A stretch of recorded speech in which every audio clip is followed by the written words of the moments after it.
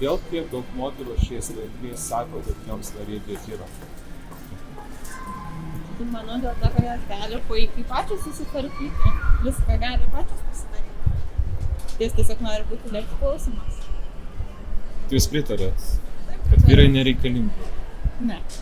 Galima ir pačiai viską atlikti. Kodėl tiek daug moterų šiais laikais sako, kad joms nereikia vyro? Negaliu iš tikrųjų atsakyti tokį klausimą, nes pati turiu vyrą.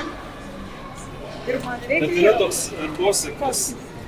Jo, ir labai daug kas sako, kodėl taip sako? Kaip dar sako pagal Kad vyrai nereikalingi, kam tie vyrai. Tai kuo toliau, tuo labiau moterys yra savarankiškos, gali viską pačios už save padaryti ir galbūt vyrai suteikia daug daugiau problemų, kurių moterim nereikia. Gal dėl to?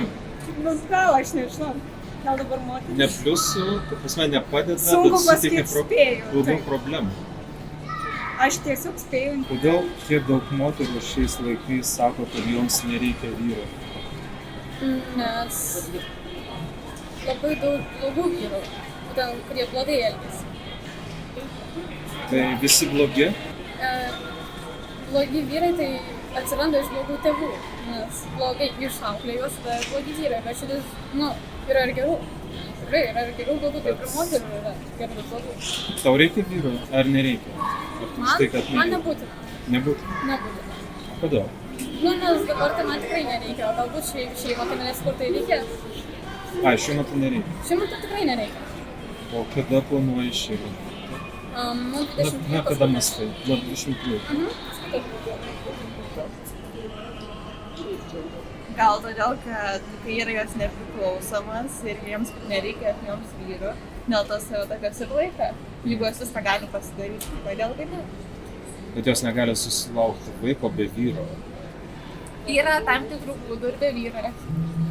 Galima. Kokie? Gali pasakyti. Įsivaikinti visada galima. Kodėl ir ne? Įsivaikinti. Taip. Nes nori turėti savo kraujo.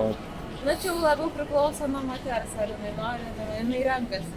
Jos galimybė yra pasirinkti, ko jinai nori, ko nenori.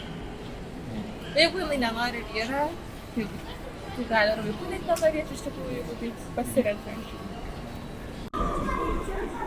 Aš manau, kad kuo toliau moteris stipriau tampa stipresnis ir net pačius kažkaip toks jausmas, kad šiuo metu moteris patampa vyrais, vyrai patampa moteris.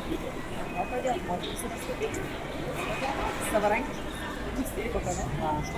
Kodėl taip vyksta? Manote, kad trūksta vyriškų vyrų? Aš manau, taip. Toks tikriausiai ženklas. Toks laikas. Moteris. O kodėl taip vyksta? Kodėl taip vyksta? Todėl, kad moteris tikriausiai gal pasitikė savim labiau. Jos tiesiog nenori, kaip pasakyti, antigos vos labiau.